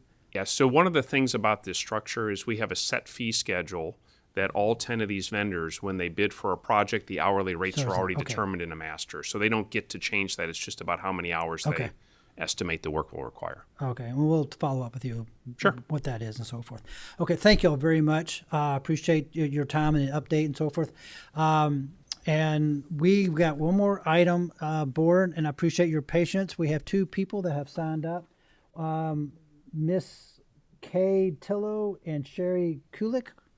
I hope that pronounced that correctly. And if y'all don't mind, yes, ma'am. Yep. Just introduce yourself, and you have 3 minutes. And are you Miss Tillo or Miss Kulik? I'm Miss Tillo. Miss Tillo, okay. Make sure the green light's on. Yeah, is the green light on, Miss Tillo? All right, then you're in good shape. Just make sure the mic is close to your mouth. Nope, it's not on. Make sure it's green. Got there it. you go. Now, go ahead. Okay, my name is Kay Tillo. I am chair of Kentuckians for Single Payer Health Care. And we, as an organization, are deeply concerned about the projected 15 million people that may lose health care coverage under H.R. 1. Our national organization is Physicians for a National Health Program. And our organization has been working on ways that states might be able to confront the crisis that we're going to face with these cuts. We have a study coming out in early September that will show the amount that can be saved in Medicaid as a result of deprivatizing the program. And it's based upon the experience of the state of Connecticut, where they have moved away from for-profit managed care organizations and taken Medicaid back to be state-run. And the program will be out soon. We'd be glad to share it with anyone. While it doesn't solve everything, it could make a little dent in it. And secondly, I would like to say that we are deeply concerned about the 35 rural hospitals that are predicted under the SHEPS Rural Healthcare Center, the 35 hospitals in Kentucky that are at risk of closure under H.R. 1. And we would like to share with rural communities and anyone who wants to know that the passage of an improved Medicare for All on a national level would save those hospitals, would fund them with operating costs, and it would end that crisis that our rural hospitals are being shut down. And we would share that information with anyone who would like to know. Thank you. Thank you very much. Appreciate your participation. Let us know your thoughts. Welcome. If you don't mind, just introduce yourself, and you have 3 minutes. Sure. Thank you for this opportunity to speak on behalf of my family and other Kentuckians like us. My name is Sherry Kulik, and my daughter Charlotte is here today. We live in Oldham County, and Charlotte is 17 years old. She is diagnosed with autism, epilepsy, and hypotonic CP. Charlotte has been on Medicaid her entire life. We spent 7 years in Wisconsin and 10 years here in Kentucky. Medicaid has helped my family in so many different ways. Today, though, the specific part I want to talk about is the importance of behavioral supports. When we moved to Kentucky, we waited for 5 years on the Michelle P. waiver wait list, and that waiver is what gave us access to behavior support. Behavior support means that we can work with a behavior therapist every week on specific things related to Charlotte's daily life. You might be wondering, what does a behavior therapist even do? In our case, a behavior therapist taught Charlotte how to fall asleep and stay in her bed all night long. without me having to sit next to her for hours, without me having to get up 3 times in the middle of the night, or wake up at 4 o'clock every morning. For those of you with kids, this might sound like toddler sleep issues, but toddler sleep issues for most people go away in a short period of time. When we started working with our behavior therapist, Charlotte was 12 years old, and this was still going on. Studies indicate that 50 to 80% of people with autism experience sleep problems. This could mean difficulty falling asleep, staying asleep, and having fragmented sleep. In Charlotte's case, it was pretty much all of these things. But because we had been approved for behavior support and had a behavior therapist working with us, and believe me, we worked so hard at it, we did not have to put her on sleep medication, and we were finally able to get 7 hours of sleep in a night. When you don't get enough sleep, it simply is not healthy. It's not healthy for the person with autism, and it is not healthy for the caregiver either. You are more likely to get sick, run down, stressed out, and let me personally admit that it also makes your fuse really short. It is difficult to have the strength and patience needed to keep the rest of your own life going, including the important job of being the caregiver for a person with a disability if you do not get enough sleep. I tell as many people as I possibly can, our behavior therapist truly changed our lives. In the 5 years we've been on the Michelle P. waiver, our behavior therapist and our rep from 7 counties have filled out the prior authorization paperwork to have our behavior support hours approved 10 times, all with the goal of increasing Charlotte's ability to safely participate in her community. Please keep behavior supports accessible to families on Medicaid waivers. And if there is ever a panel that a parent could sit on, I would be honored to do that. Thank you. Thank you very much for your testimony. And somebody who used to run a mental health center, I understand where you're coming from. So thank you very much for your comments and appreciate it. The board, that concludes our agenda. We are meeting on the September 9th. And we will be sending out the agenda out to that somewhat shortly. But rely on Chris to help us out with all that. And if there's not any further questions, we